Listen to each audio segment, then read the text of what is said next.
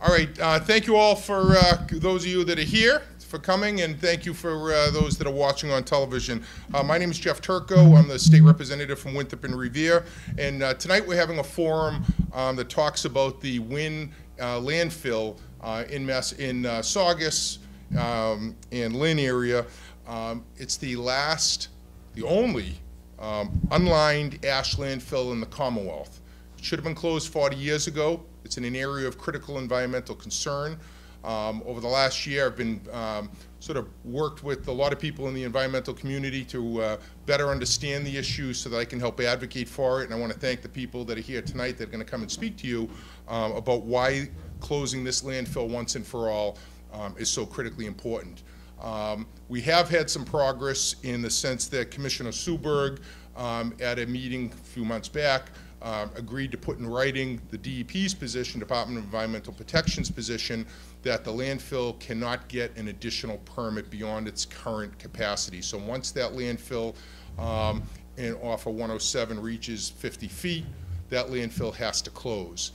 That's critically important from an environmental concern. Again, if you drive by that area, you see it's the last unlined landfill next to a saltwater marsh. I believe it's the only one in the country that's next to a saltwater marsh. And when you think of what goes on over there when they incinerate this product and this waste and then put it into the landfill, it's really a tragedy for the people of the area, and it's gone on for far too long. So I'm proud to play a small part in trying to help bring to the public the issue of why this is so critically important.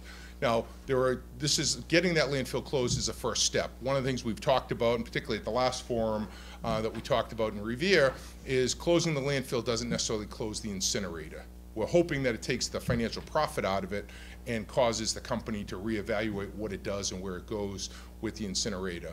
But at the end of the day, we need to get to a point where we understand better, and frankly, where I understand better, the concept of zero waste. How do we get better at reducing waste and packaging and product so that we don't need landfills and we don't need incinerators around the Commonwealth? And so some of the people you're going to hear from tonight are true champions on this issue. I've had the pleasure of working with them over the last months and year to really sort of learn the dangerous amount of knowledge that I have in this area. And I want to thank Kirsty and Cindy and my colleague that I'll call up in a minute, my friend and colleague from Revere, Representative Jessica Giannino, for her leadership on this issue. Because it's been inspiring, and she's prodded me along in the process, and I thank her very much. We have flyers which we'll attempt to we'll put online. We'll put on our Facebook pages so that people can see some of the factual issues. If you have questions that you want answered, you can reach out to me. My cell phone is 508-450-8843. Call. I'll be happy to share with you information related to this topic and why it's so critically important. Some people in Winthrop might say, why is this important to us? You're going to hear about the links to cancer that come from the incinerator. You're going to hear about the danger to the environment, and every one of us is affected when our environment is damaged. And as we talk about climate change and rising sea levels, which surely everyone in Winthrop agrees is a critical issue for us, it also is a critical issue when you have a landfill right at a saltwater marsh. So without further ado, I'm going to ask my colleague and friend, Representative Giannino, to come on up and say a few words. Thanks. Hello, everyone. I'm so excited to be here. For those of you that don't know me, my name is Jessica Giannino, and I am the state representative from the city of Revere. I share Revere with my dear colleague, Representative Turco, and I also have the pleasure of representing Chelsea and precincts 3 and 10 in Saugus, where this facility is located. For anyone that doesn't know me, I grew up next door in Revere and was on the city council for 10 years working on environmental issues like this, and Rep. Turco and I both got elected together in 2020. And I will say one of our first conversations that we had when he was running this race was about this incinerator, and since then he's jumped in and has been on board with everything we've worked on. And we're really lucky as a delegation because Representative Turco's legal background has helped us move this forward in a way that we were not able to before. So thank you for your leadership in that, Rep.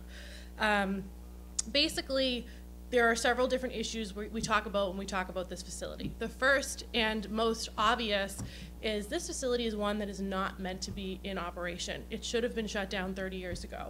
it does not meet current emission standards. Every year they have to buy emission credits from the DEP to continue to operate. So it's not like we're talking about a good neighbor that has the best of the best environmental protections. It is the only unlined ash landfill in the United States of America. It is the oldest incinerator in the United States of America. And I'll tell you, when they say unlined ash landfill, what that means is in every finger of this fill into the beautiful salt marsh, there's a barrier, a clay barrier that stands between our beautiful marsh, a level of clay, and the soot and incineration debris that is put in there. So when they say unlined, you will hear a rebuttal that it's a clay lining and it's eco-friendly and it's all these wonderful things. Unfortunately, for any of you that have a clay pot at home, you know how it absorbs water, you know how permeable clay is, so it is not the greatest substance in the world.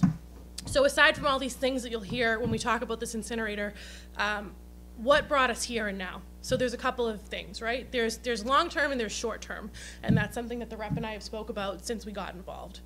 Long-term, what does this look like for the future of Saugus? What does this look like in the future of Massachusetts and where we stand on zero waste and green initiatives? Short-term, how do we make it so they cannot put any more waste into our marsh? So that's what we're here to talk about tonight, is making sure that no future permitting is allowed at the facility, and that this landfill closure, now that there is, conversation about it, we've worked with the DEP to discuss a plan and to discuss what does closure look like? What does that look like to the town of Saugus? How does that impact Winthrop? How does that impact Revere? So really excited to be here with you today. As Rep. Turco mentioned, we're both here to answer any questions, but I want to thank you for your leadership and your partnership, and really for bringing the people in Winthrop into this fight. It's been a Saugus fight and a Revere fight for a long time, and we're so grateful for our neighbors in Winthrop and for your leadership, Rep. Thank you. Thank you very much, Jessica. I appreciate that. One thing I did want to say is DEP at our last meeting in Revere, DEP had some representatives there, and one of the things they talked about was what's the process. When the landfill closes, you don't just walk away from it. WIN has obligations, the Commonwealth has obligations. I believe, and Kirsty will tell us about that, but my recollection, it's about a 30-year testing process where DEP will go and monitor the site and make sure that it's as safe as can be under the circumstances of its location and its dreaded history. One other thing that everyone here has been working on is right next to the WIN landfill is the old Dewey Daggett landfill. Anybody that drives by and pulls over and looks, you'll see, it's been broken down, the landfill. You'll see debris that's falling into the river. And I am happy to report the DEP is moving forward with fixing that landfill to stabilize it, to protect the river basin. So that's wonderful news. And again, it doesn't happen without the people in this room really working so hard to get DEP on the stick and get it done. So, and Commissioner Suberg, to his credit, really prioritized getting this done this year. So we're grateful for that as well. So Kirsty, would you come up and say a few words about and tell us what you've educated me on? Thank you very much.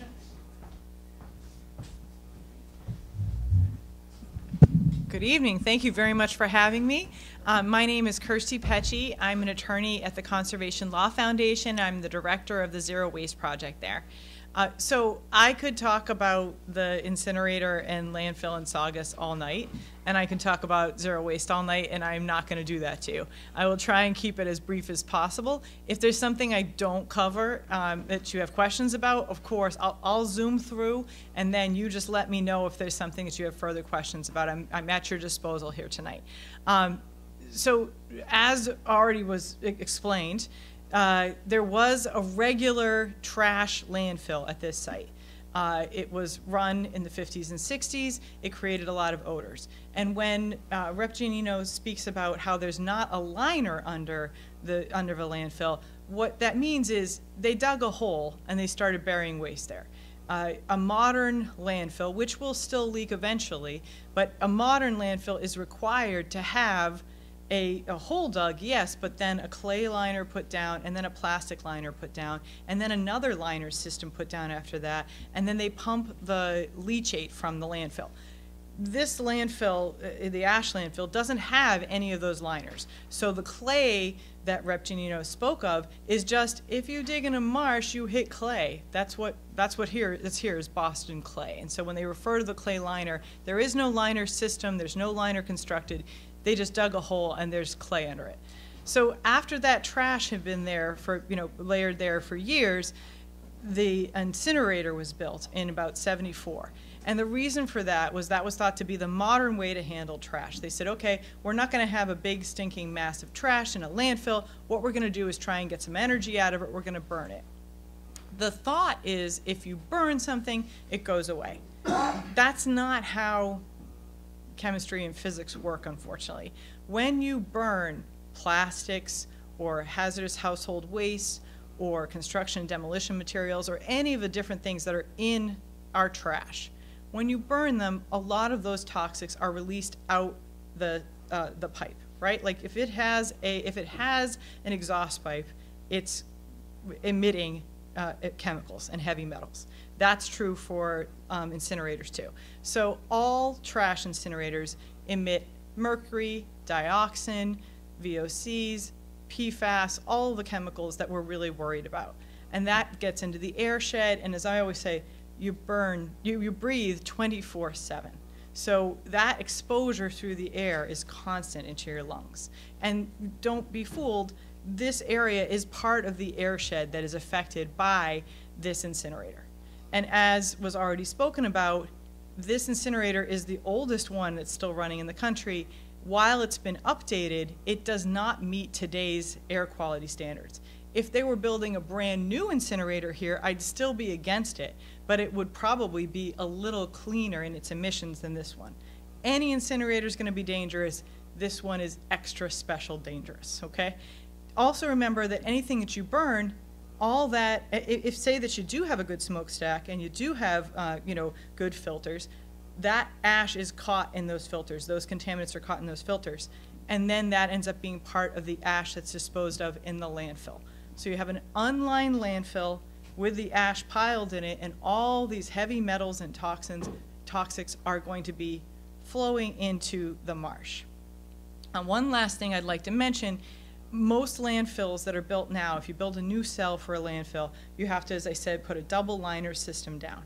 You also, when you have a landfill now, ever since the early 90s, have to put groundwater monitoring wells around it so that if there is any leaking, that can be detected. Now, many times they don't do anything when they detect leaking, but the Mass DEP is supposed to at least mitigate this and at least report it and start to look at how the impact on the environment or other wells around it, like drinking water wells, etc. There is no groundwater monitoring around this landfill. There's a system of piezometers to see how high the water is inside the marsh and inside the landfill. That doesn't prevent leaking, and that doesn't detect leaking. So there's no testing for what heavy metals or other contaminants are in that marsh due to this ash landfill. As was already mentioned also, there's a hazardous waste landfill next door to it. So even if you started testing it, probably Wheelabrator, Resco, as they've had a lot of names, same you know what, different day, but they would tell you it was because of the hazardous waste landfill anyway, I'm going to tell you. So it's hard to nail these things down, but you don't have the protections that you should or would have if this landfill had been constructed and operated properly from the beginning. Now, so that's just kind of the background of where we're at. To give you a brief history of what's happened legally at this landfill. As we said, it was a municipal solid waste or trash landfill, and then the incinerator was built, and they started putting about 100 or so thousand tons of ash into the landfill each year.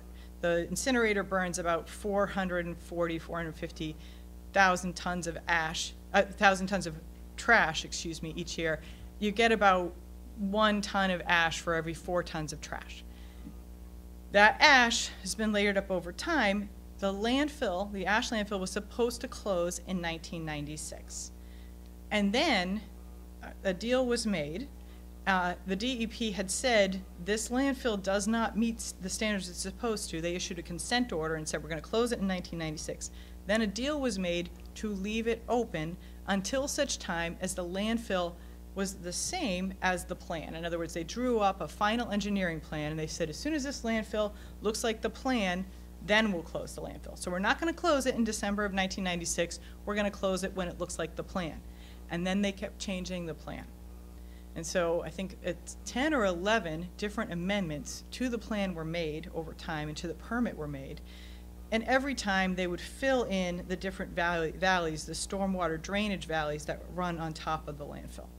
And so as they did that each time, they said, oh no, it's going to be open a little longer, a little longer, a little longer. The last time that they did this, they actually did a permitting process that allowed for public comment, which was better than we've seen in the past, but the Mass DEP said, oh no, it may be another 500,000 tons of capacity, but it's not an expansion, it's an expansion of capacity. The DEP ruled and the court supported them in the idea that if it's not a footprint expansion and it's not a height expansion, it's just an expansion of capacity by filling up these stormwater valleys, it's not an expansion, just an expansion of capacity. We don't need to go through the whole process. We're allowing that to happen. So the question is, why is this different than these past 10 or 11 amendments to this plan? The reason it's different is there's no more stormwater valleys for them to put the ash in, plain and simple. They've filled it up as much as they can. It's up to 50, almost up to 50 feet now. They can't expand in the footprint because it's in an area of critical environmental concern. So if they're not allowed to go any higher and they're not allowed to go any bigger and there's no more valleys to fill, DEP has said you cannot expand this ash landfill in an area of critical environmental concern. It's very clear in the law. No landfill is allowed to be expanded or built anew in an area of critical environmental concern. In other words, Rumney Marsh. So DEP, as Rep. Turco has already said, Commissioner Suberg issued a letter that said we are not going to allow this landfill to expand height or footprint. We're done with all the valleys. It's done. So in a few years, it should close. Now, as one thing that folks have been very concerned about, rightfully so, is that going to change? Is there going to be some law change that suddenly allows you to expand a landfill in an area of critical environmental concern? Is there going to be an exception made in the law here? I don't think so, but all of us need to be vigilant. So we want to make sure that the promises we've gotten from Mass DEP, that they stick, right? So we should be all set. Legally, it looks great right now. This landfill should be closing over the next couple of years. As the rep also explained, after that, Wheelabrator, Resco, has a 30-year commitment to monitor the site and to make sure that, for instance, if the water level rises and part of the landfill washes away, that they clean it up. So, you know, when those things happen. Probably they'll put solar on the site, maybe generate some energy that way, and hopefully monitor that when they cap the site with a plastic cap and then put sod on top of it, that the ash isn't escaping that way. Unfortunately, that ash is going to be there forever. So we don't have a problem solved, but at least we have a worse problem avoided, is what I would say, by closing this landfill. The other problem, you know, just to transition here, is the incinerator. As I said, they're burning that waste. And the Mass DEP and the Mass government as a whole, from top to bottom, has done a terrible job of handling our waste problem. Because really, people can make better choices. We all could do a little better. I saw you, Chris, with your plastic coffee cup coming in here earlier. We can all do a little better, but I'm going to buy this boy a reusable coffee cup. So we all can do a little better, and none of us is perfect. And I certainly am not. But the real thing we need to do is make it so Chris can't buy his coffee in a plastic coffee cup. There has to be a situation where you go there, you get a reusable cup, and you can drop it off next time you're there. You go to that Dunkies all the time. There's no reason why you can't do that. So we need to set up systems, because when Chris forgets, or I forget, or anybody else does, we make sure that we bring it back. So there are systems we can put in place now that would make a tremendous difference and also save cities and towns money right now. Disposal of waste per ton is about $122 per ton in Massachusetts. It's the highest it is in the country because we're densely populated and it's a nice place. We don't want to have steaming piles of garbage everywhere, right? So we don't have as many landfills and incinerators as some places do, and we're phasing them out. The Springfield Agawam incinerator is shutting down. The Pittsfield one shut down last week, okay? These facilities are polluting and they're going away. So instead, we need to transition. The first thing that we should do, always, compost. About 25% of our trash is food and yard waste, maybe even up to a third, depending on where you live. Here in Winthrop, where it's mostly residential, it's probably more like a third, okay? Composting is about $45, $50 a ton at the most, compared to that $122 a ton, okay? You have to set up a system where you're picking up the compost or dropping off the food scraps. It's not, it doesn't just happen. You need volunteers and you need people who work for the city or town to make it happen. But composting is a great way to save money per ton for a community and to reduce the trash by literally 25, 33%. Also, systems where you have people pay by how much trash they produce. In other words, you want a bigger trash can, you pay more each month. You should have a smaller trash can and you pay a little less. Or in some cities and towns, pay-as-you-throw programs like that, like Plymouth, Worcester, Ashland, what they do is they buy bags. So you have your orange or your yellow bag that you buy for a couple bucks. It pays for a lot of a system, just buying the bags. And people start buying less crap that needs to be thrown away. It's amazing. Immediately the trash decreases by 40 or 50%. Now these systems also aren't that easy to put in place. A lot of cities and towns have a lot of political problems in putting them in place, but they will immediately save cities and towns money in their trash disposal costs. The next thing that we can do is to try and limit other types of disposable or single-use situations. Some of it is bringing the stuff back and making sure it actually gets recycled, like the bottle bill. The bottle bill is in play right now. It's up for being expanded. If we could have all the beverage containers in that, it would take the glass out of your curbside recycling, because not only is disposal charged by the ton, if you have a curbside recycling system, they charge you by the ton for that too. Wine bottles, as much as we all love wine, wine bottles are very expensive, very heavy. So you want to get that glass out of a system and have that be part of, for instance, a bottle bill. Then right now, none of the glass that goes through curbside recycling is getting recycled. It's getting used for landfill cover or roadbed. So we want those bottles to be recycled, or even better, set up systems to refill them. Extended producer responsibility is a way to get money back to the cities. That's another one that we've been pushing. And of course, anything that can't be recycled or reused, we should find ways to ban it and get it out of the system. I'm not talking about, I'm not talking about stuff at the doctor's offices. One of my dear friends was talking to me today about all the trash he's seeing when he goes to his treatments. Don't worry about that. Worry about the garbage, the grocery bags, Chris's coffee cup. Worry about the little things like that that we can replace very easily. And so polystyrene, filmy plastic, any plastic other than the number 1 and number 2 plastic is never going to get recycled. The market's never going to be there for it. There's no way to take all these variable types of plastic and make them into something new. So we have to put systems in place to make it happen, because honestly, you can't do it alone. Even if you're a saint, you really can't do it alone.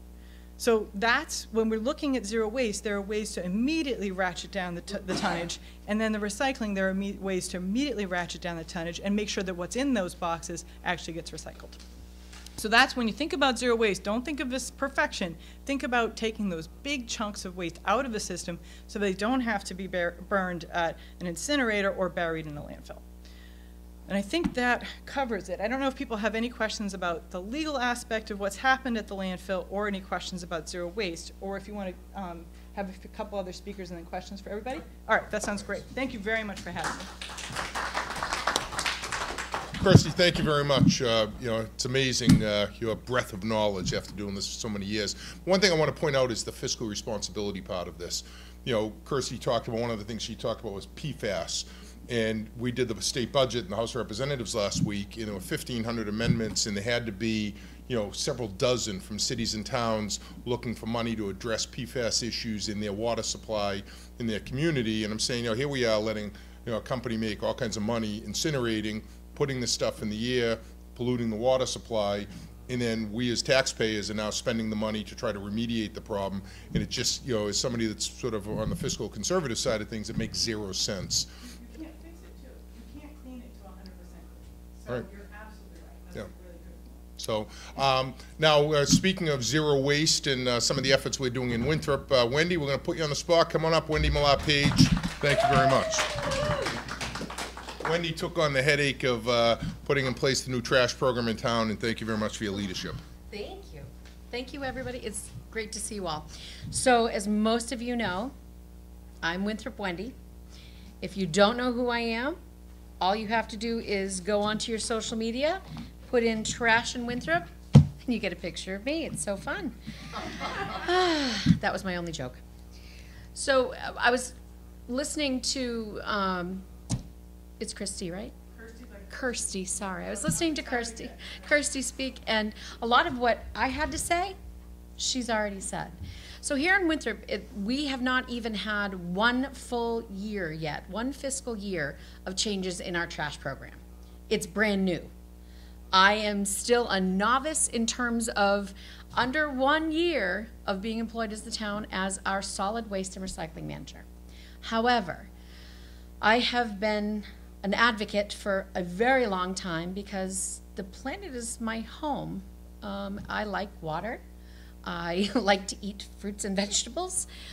So I'm kind of picky about the things that happen. And I've very much been passionate about how the world works in terms of clean water, clean air. And I will say that as a person who, and I have no qualm saying it, I am a cancer thriver. I take my meds every day, and that's why I'm still here. But I didn't have anyone in my family who had cancer until my mother and then me. And so it's very strange to me how sometimes the environment plays a bigger role than necessarily our DNA. So here in Winthrop, we have curbside recycling, and we have curbside trash pickup for houses that are 3 units and under. We have 64-gallon containers. We have the giant buckets. We have some of the biggest buckets in the state. When I'm on the things with the DEP and they're laughing at me, they're like, "You're not getting credits. We can't give you any of the credits towards getting, some of these grants to help you do better." So as people are starting to realize, when you throw it away, it doesn't go away. And that's something that I want people to understand. When you throw it away, it doesn't go away. Oh, you burn it at the incinerator. Yes, and that turns into giant ash that sits in a landfill that eventually, as it seeps into, will eventually get to the ocean. Rumney Marsh connects over here to Belle Isle. People don't realize the interconnectedness, and they forget just because it's happening over there doesn't mean it doesn't have an effect on you over here. And that's important to me. Thank you. So when we talk about reducing waste, everyone knows the 3 R's: reduce, reuse, recycle. I have way more of them. The first one for me, which is very hard, especially having young adults, is rethink it. Rethink it from square one. Rethink, do I actually need this? Do I have something that I could already use in its place? Or does my neighbor have the table saw that I really am only going to use for 2 weeks? Can I borrow it? We need to rethink of how we use what we need and what we actually need in the first place. Repair. My grandmother would be so proud of me. I have needles and thread. It's an amazing thing that they've invented. And reusing things and repairing things, just because the leg on the chair is broken doesn't mean you need an entire new kitchen set to have your family sit down, right? So we need to be thinking about, how do we repair things? Do we have repair shops anymore? No, we really don't. So we have to, as we're thinking about some of the youngsters who are deciding that college isn't for them, carpentry is an amazing field. We can go back to reminding people we need to teach people how to repair things to be able to reuse them. Regifting. Guilty. I get more candles and more lotions and body washes than any woman could ever use. And I appreciate it, and I love being appreciated that way.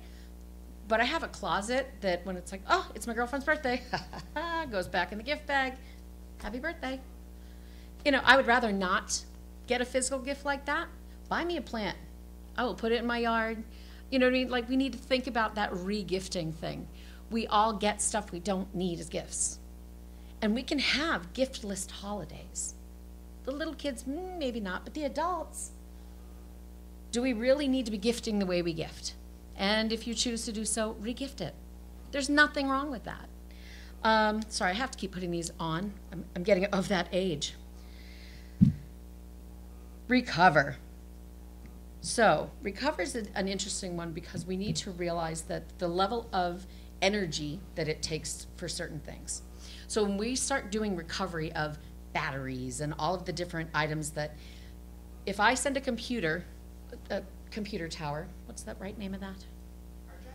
Thank you. If I send a hard drive and just put it in my trash, there's stuff in there that could be reused, right? And so if we're going to start doing recovery, we need to recover from the objects that are being sent out first before they get sent out. We need to think about other ways of reusing those things. And the hardest one for most people is refuse. Refuse to use single-use items. Refuse, to get certain kinds of packaging. We need to think about really heavily about the kinds of items that I was guilty all through COVID. Jeff Bezos became my best friend. People are looking like, oh, she's getting something again. But my boxes got broken down. They're flat. They got into the recycling. My neighbors filled theirs with trash, and then they were on the curb, and I'm like I could feel my neck and my heart's racing. And so now I'm in a position to go over and say, that's not how we do this. We need to, but I'm the only one. I am the person who goes around all of Winthrop and has to say, I'm sorry, Mr. Turco, you're not recycling properly. Can we have a recycling conversation? I'm waiting for my first flat tire. It's one of those kind of things. It's not an easy thing to do. So the DEP has something coming up on November 1st, which people are going to start finding out across the state that you may not put any article of textiles, a mattress, or a box spring, no hauler is allowed to pick them up from your residence. The DEP has stated very clearly that they will be at places like the landfill, looking at as things are dumped. So if that truck just came from Winthrop and there's a lovely bag of sheets, who's getting the fine? So Winthrop is going to be installing, I just started working on a contract with a company that's going to come out from CMRK. They are going to be bringing us textile recycling bins. Hopefully they'll be here by the end of the month. So I want to get people on track now. We're going to start thinking about, okay, it's a different way to do it, right? If you got a t-shirt that you're just never going to wear, they will either make it so that it's reusable through Big Brothers Big Sisters. They have, CMRK is this amazing company. They will take jeans and what have you and get it turned into commercial rags for, and by the way, you're probably standing on some textile recycling right now. Insulation for floors and carpeting and walls there. So they're doing so much with textiles. And in the little packets that I have there, you can see the numbers of why we need to do the textile recycling. Now the harder one, which is going to be a tougher nut for a lot of people, is mattresses and box springs. 75 to 80% of every mattress is recyclable, the content, completely recyclable. So, and you'll see in this fun little packet, I have little drawings, but I can get these to Mike, that show you all the different levels of what's recyclable from inside them and how it gets reused and what it gets reused for. Same with the box springs. And so Winthrop's we are working right now, we're in the middle of trying to find a space that we can keep a watertight shipping container that would be picked up and dropped off and brought out to a company called UTC, and they will recycle them. This is not going to be free in any way, shape, or form. The average is $20 for them just to take a mattress from us. We have to pay for them to come out, the rental of the container, and then when they bring us an empty container. So the swap out plus the mileage. So on average, it'll be about $1,300 every time we have a container to turn it around, at a minimum $1,300 to $2,000. And the DEP does not have grants for us to just get this money. This is money that has to come out of our budget, and we have to take care of it.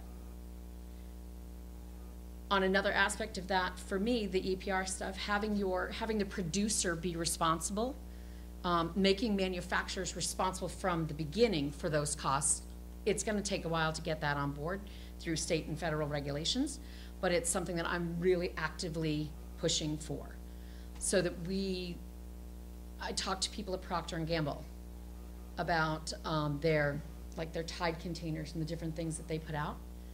Why aren't they taking them back? We can send them to them and they can reuse them almost as they are, you know? So there's a lot of that kind of thing. And then in this little packet, I have fun things. I get teased at work because I have my own set of silverware in my desk. It was a gift from my children. It even has chopsticks in there for my Fridays when I have sushi. And they're beautiful. They're like the lovely colors and everything. I have a plate, I have a water cup, I have a mug for coffee, and I have one for when I have Coke Zero. But that comes out of a can, right? So I was a little disappointed to see bottles of water when I got here, but I won't say anything. I appreciate the bottles of water, but from now on, think about this. There is one product that is endlessly recyclable. It's aluminum. Aluminum can be reused millions and millions of times over. So I'm just as guilty. Every once in a while, I'm out somewhere and I'm like, oh, I forgot my water, and I'll grab one. But what you see at that table right there, that's a green can of water. It's water. And that can be reused until my great-great-great-great-grandbabies that aren't here yet, they may have that same can. So that's the kind of small baby steps. So my big thing right now is my new campaign. It is called Baby Steps Make Big Change. And that's how I'm trying to work with Winthrop, is to get us to understand that the baby steps we take today will make huge change throughout this community and then to the next. Because think about it, when Wheelabrater goes down and they're done, they're going to be shipping our stuff somewhere else, and we may be paying even more. And so everyone in Winthrop, it's not just your pocketbook. You have to think about from the beginning, do I need it? Will I use it? Save the money that way, because we're getting to the point where you throw it out, there's nowhere for it to go. And I don't like thinking that, you know, we're going to be starting to put trash in space. So let's be a little bit more responsible. Start thinking about zero waste steps. And if anyone is interested, we do have a Winthrop Zero Waste Committee. Cindy Loopy is on that committee. And I just happen to be the chairperson. And I was that before I took this job. So I would love for folks to get more involved. And if you have questions, and for both of our lovely reps here, you need me for something, you guys have something that's coming up for Winthrop, Revere, our neighborhood, let me know. I'm on it. Thank you. So we're going to call up Cindy as our last speaker, and then we'll take any questions. I did want to just say one thing. You know, Kirsty earlier talked about composting and said I think 25 to 35% we can save. You know, Winthrop's paying about $1.5 million a year is the last number I saw for trash service, and it's going to continue to go up, and that's one of the reasons the town implemented a trash fee. And one of the ways we can head that off, the increase to people every year, is by composting. And you know, to her credit, Councilor Honan, Tracy Honan, sort of started pushing. I think it's black earth composting. And you know, we can get some of that information out there on the internet and you know, as part of this video to let people know it's a private company for a reasonably nominal fee. You know, roughly $16 a month. Right, and the cost goes down the more people, more homes in the town participate. We just got a reduction because over 100 people in Winthrop Yep. are composting. Yay, Winthrop. Yes, so, yeah, no, so it's very, we do it at my house. It's really as simple, you know, my wife was ready to strangle me when I said, we have this bucket in the house, we're gonna put food. But once we started doing it, it's really simple to do. And then what's amazing about their website is you check in every week or every month, and it tells you how much food waste or, you know, how much product they've composted, you know, what you've done for saving in terms of what goes in a landfill and the environmental benefits. It's pretty amazing what you get, and it's good to talk to your kids about. So I think it's a win all around. It's, again, back to my fiscally responsible thing to do is, you know, if you compost, you're saving the town money and you're saving yourselves money in the long run. Without further ado, to wrap this up, Cindy Lupi, my teacher, come on over. Okay, well, I am going to be fast, but I'm so excited to be here in my hometown of Winthrop talking about these issues. Winthrop sends our waste to Saugus, so this is a very local issue. I can see the stacks of the Saugus incinerator from my front door, so we are breathing this air. Our watersheds there's no magical barrier between Saugus and Winthrop, or Saugus and Revere, or Saugus and Lynn. We're all impacted, so we should all be in on the solution. So I am so excited about this momentum towards progress, towards a closure in sight for the ash landfill. And there's lots of reasons why you could be excited. You could be excited for the potential of zero waste and the jobs that could be created through all this amazing reuse and repurposing and innovation. We could be innovating our way out of Saugus and out of all that incinerator represents for the neighbors. I'm excited because of global warming being halted to a degree. That incinerator emits as much greenhouse gas pollution, as much carbon pollution as a typical coal plant per unit of energy produced. That is not consistent with what we should be embracing in a coastal community like Winthrop. We need to be vigilant about cutting global warming pollution.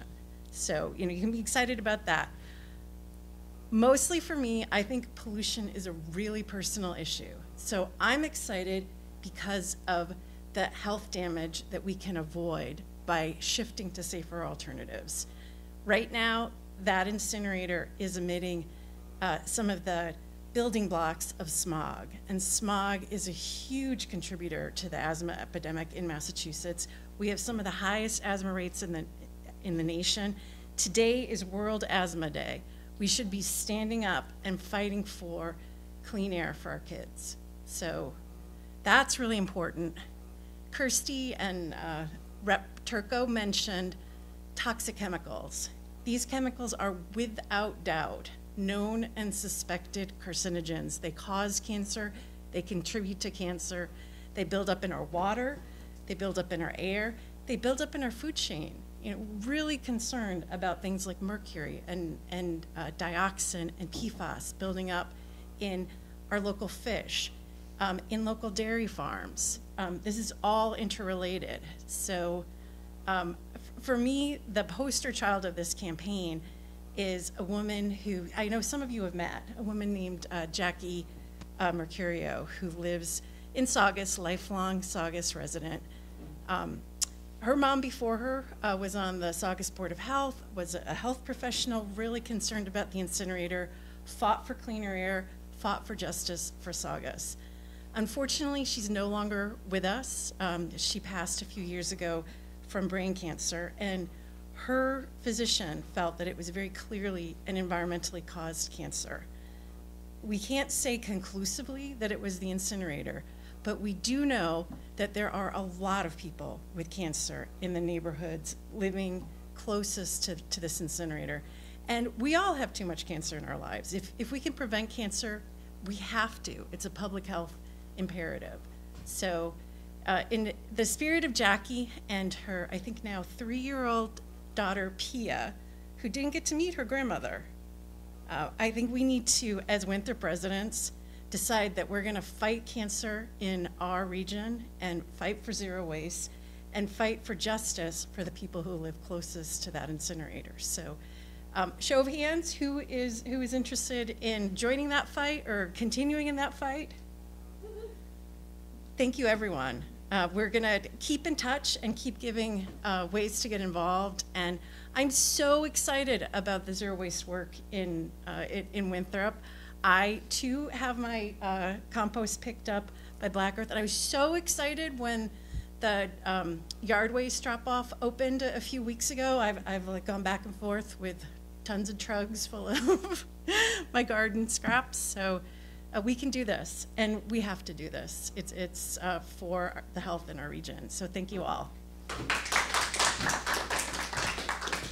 Thank you very much. I want to thank everyone for participating, those that are here tonight, but also for the television viewers. If anyone has any questions, we're happy to answer them. Yes, sir. My concern is that it's my understanding that this is an issue not of science but of politics. Everything they've obtained over the years has been through politics and not through science. If it was science, it wouldn't be there. So their lobbyists, it's my understanding, are working the Hill now to try to change ACEC regs or the law. Either way, I'd like to ask you, and if you can share, have you heard anything to that effect? Have you been contacted by their lobbyists? No, I mean, the short answer is no, I haven't. I did a tour right after I got sworn in last April. I was invited for a tour of the facility. I went and did a tour of the landfill, not the incinerator itself. And then, but nobody's contacted me since then. I haven't heard, and I don't think my colleague, Rep. Janino, has heard anything about proposed legislation to try to change the regulations. And I think the political landscape is such that if they were, I think the commissioner's letter was very forceful in terms of what DEP's position is. And I think the window for the opportunity to try to get some type of change that might be favorable to them and disfavorable to the communities, I think is closing, frankly, with the November election. I think most people reasonably predict that there's going to be a much more environmentally friendly administration coming in next year, and I would be shocked if anything got passed, even if there was some last-minute deal to try to change some regulations. I think at the end of the day, you're going to have a DEP next year that will be as strong, if not stronger, than Commissioner Suberg. And again, I can't thank him enough for that letter, because I think most people were surprised that he agreed to give the letter. And then the letter was as blunt as could be for somebody in his position. I'm surprised the lawyers cleared it. So you should be aware in Saugus what's happening. You probably are, but tonight there's going to be an appointment made, a nomination of a candidate to the Board of Health in Saugus. That's been a very contentious vacancy, to the point where the town manager's job was threatened. That there's several members that are pro-Win Wheelabrater that want a candidate on there that would be favorable, and several members that aren't. So the town manager has held off on nominating anyone until he found someone that had a medical background. He finally has found someone. But there is a committee that responded to your letter. I'm not sure if you got a copy or not, with Donald Wong. And I have to point out that Donald Wong and Karen Polito and Governor Baker are all beneficiaries of donations from Wheelabrater employees. And they're not with us on this issue. I know that with certainty, but clearly the word in Saugus is they're going to put an offer out of, I've heard, $20 million, and I have to wonder, what is it that they want from Saugus that would counteract this letter? Support for legislation or an amendment to the regs or whatever, but that's going to be happening in Saugus. Wheelabrater has cut off all meetings with this. There's a committee, a task force type committee, until someone is appointed to the Board of Health. So they're actually dictating public policy in Saugus. So that's a little bit about the landscape in Saugus. I want you to be aware of, and please keep an eye out for any efforts to change those regs. And I'm sure there'd be a public notice process too, not necessarily, she's shaking her head. I've heard that in Saugus, the talk is of a fire station replacing the historic proverbial bag of silver. So, Right. I mean, to me, I call it ash for cash. Yep, absolutely. Right. Anyone, thank you very much. Anyone else have questions? Otherwise, I think we're going to wrap up. Thank you very much for taking the time to watch. Please feel free to reach out to myself or Representative Giannino. We'll ask Mike to scroll our email and contact information again on the bottom of the video, and look forward to fighting this good fight. Thank you very much. Have a good night.